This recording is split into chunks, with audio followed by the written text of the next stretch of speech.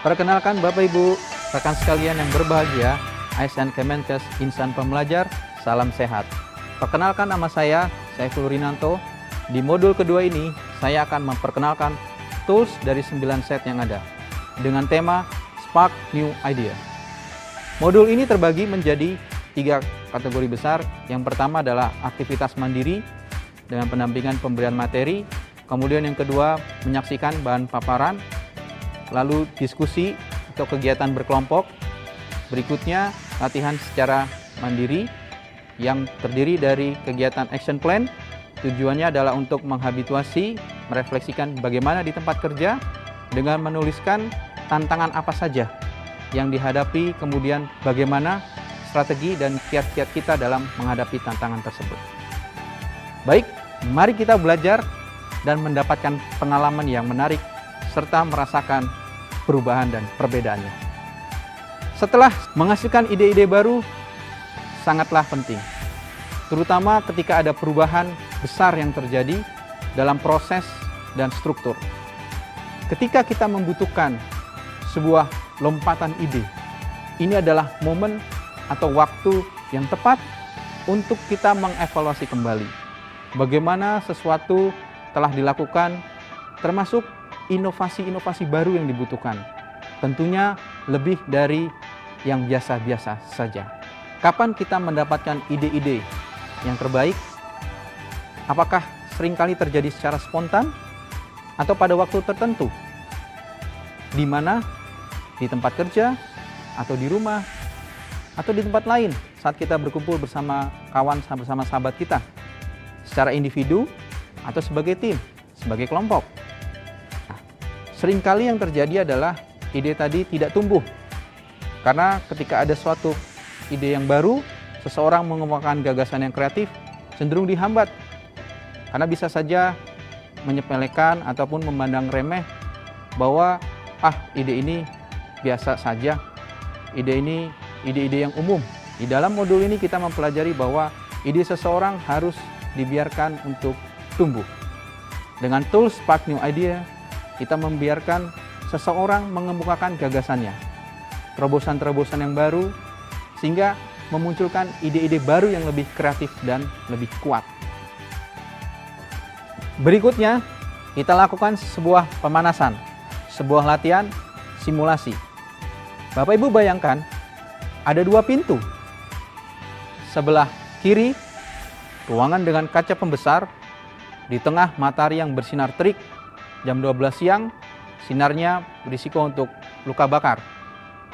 Berikutnya, sebelah pintu kanan ada seekor naga yang mengembuskan nafas panasnya dengan api yang risiko juga bagi kita untuk terjadinya luka bakar.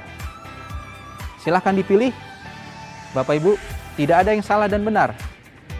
Hal ini sebagai sebuah contoh bahwa ide-ide kreatif menuntun kita terhadap sebuah solusi masalah yang ada. Selama ini, ketika praktik di lapangan, banyak ide-ide kreatif yang bisa kita ambil contoh. Misalkan, bagi mereka yang memilih pintu sebelah kiri, dengan menggunakan sunblock, mereka mampu untuk mengantisipasi adanya bahaya sinar matahari, sinar UV yang mampu untuk berisiko terjadinya kanker kulit. Kemudian ada juga mereka yang memilih menunggu matahari terbenam supaya risiko panas tadi menjadi berkurang. Bagi mereka yang memilih pintu kanan, ada beberapa opsi. Misalkan memberikan si naga tadi dengan umpan yang menarik, sehingga si naga tadi itu fokus memilih makanan dan lupa untuk menyembuhkan api.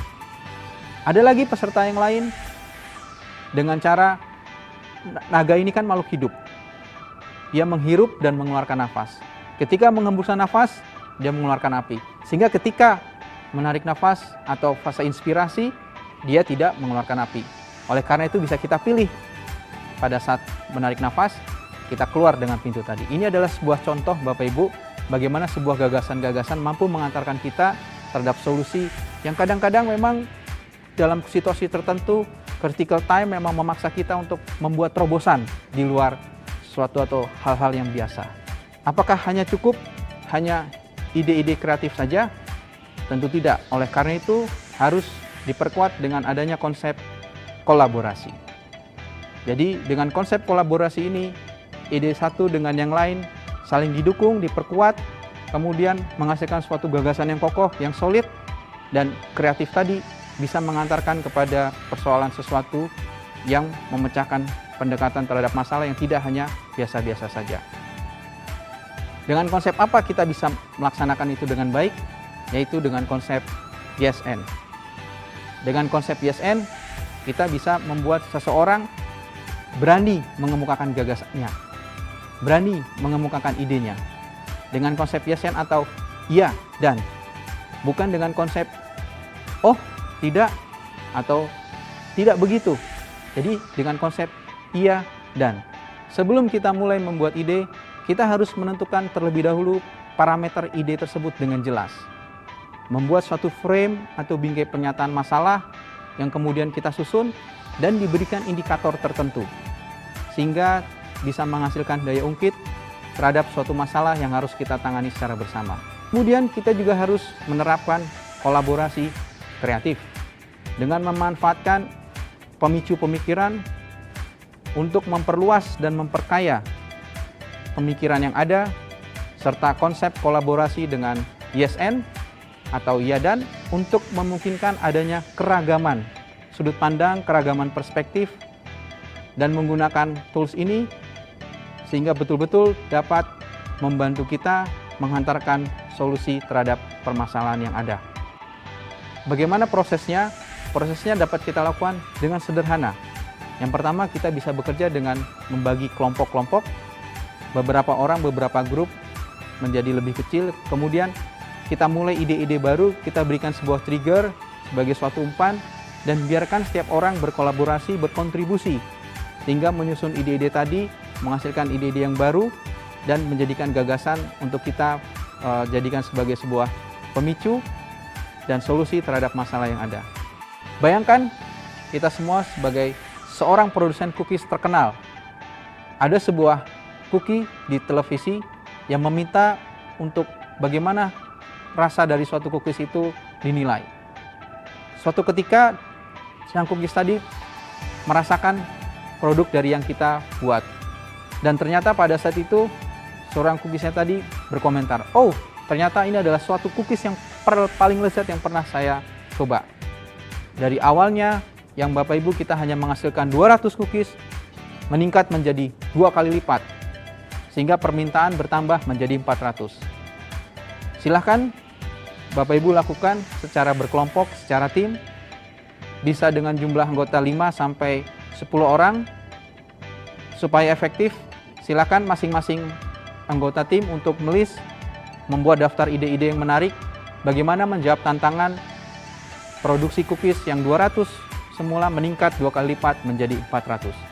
Tidak ada yang salah, tidak ada yang benar dalam gagasan ini, tapi yang dilihat adalah bagaimana berkolaborasi dan menghasilkan ide-ide yang menarik dalam menjawab tantangan, sehingga 400 cookies yang diproduksi menjadi sebuah cookies pilihan. Jika meningkat secara 2 kali lipat, mungkin tantangannya biasa Bapak Ibu. Apa yang terjadi jika ada tantangan? Peningkatan kelipatannya terjadi secara eksponensial, berkali-kali lipat menjadi 20.000. Tentu ini bukan sesuatu fenomena yang biasa dan menuntut kita untuk lebih mengeluarkan ide-ide dan terobosan yang baru. Silakan berlatih Bapak Ibu secara berkelompok, dilanjutkan dari awalnya 200 menjadi 400, saat ini meningkat permintaan menjadi 20.000. Silakan dicoba dan silakan berkolaborasi dengan konsep YesN. Bapak Ibu rekan sekalian, mari kita simak video setelah ini.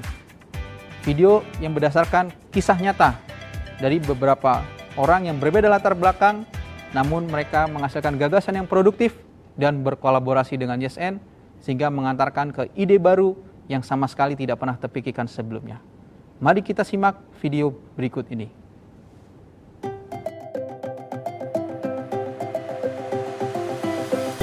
For Pacific Power and Light, ice was an issue. In the mountains, fall and winter storms produce ice heavy enough to break transmission lines, leaving thousands of customers in the cold. To combat this, PPL line workers would climb transmission towers to shake the high voltage lines with poles. This was dangerous, unpleasant, and inefficient. So PPL used a new method for getting people to be creative and collaborative. They brought together a group of people with diverse specialties and asked them to look at the problem with no practical constraints. They sparked thought with a few simple questions. What if danger was not an issue? Or if we had unlimited money? What if any idea was possible? What if we melted the ice with flamethrowers? That's an idea. You're going somewhere with heat there. What if we poured hot water on the lines? That would melt the ice for sure, but how would we get up there? Well, bears are good climbers, actually. What if we got them to do it? Huh? Yes, and can we put some honey up there as bait? Excellent, yes. And can we refill the honey pots with helicopters? Helicopters? Oh, wait a minute. Actually, helicopters could be great. When I was in the military, the downwash was really powerful. Dust would fly everywhere. If we just flew helicopters over the power lines low enough, I bet the downwash would shake the lines and knock the ice off. Right. Even when some of the ideas sounded silly, the team focused on building on them rather than shutting them down. They chose yes instead of no. They found ways to make even the most impossible ideas work for them. And since then, flying helicopters over icy lines has become the standard PPL and industry-wide solution. What if the team hadn't sparked thought and collaborated like this? Would they have ever landed on their high-flying solution? Sometimes the old way of doing things just isn't going to work.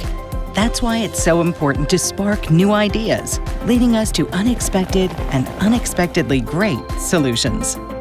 If your organization isn't thinking creatively or collaborating well, they may not be able to spark new ideas. What opportunities are you leaving up in the air? Apa yang dapat kita ambil dari kesimpulan di modul yang kedua ini adalah yang pertama, dalam konsep mengumpulkan ide, kita harus memiliki mekanisme yang baik. Bagaimana ide itu dapat dihasilkan, dapat dikumpulkan dari seseorang. Misalkan kita membuat list di dalam suatu box atau sebuah rincian. Kemudian yang kedua, membuat prioritas, mengutamakan ide, mana yang terbaik, mana yang relevan, mana yang paling sesuai, dan tentunya mana yang paling tepat dengan situasi saat ini. Kemudian yang terakhir, tentu juga kita harus berdasarkan bagaimana dalam mempraktikkan ide tadi dan dampaknya. Bagaimana kinerjanya ataupun hasilnya bisa berdampak yang baik terhadap kemajuan organisasi. Baik, terima kasih. Cukup sekian bersama saya di modul yang kedua ini. Mari terus berlatih dan belajar adalah sesuatu yang menyenangkan. Salam sehat dan salam pembelajar.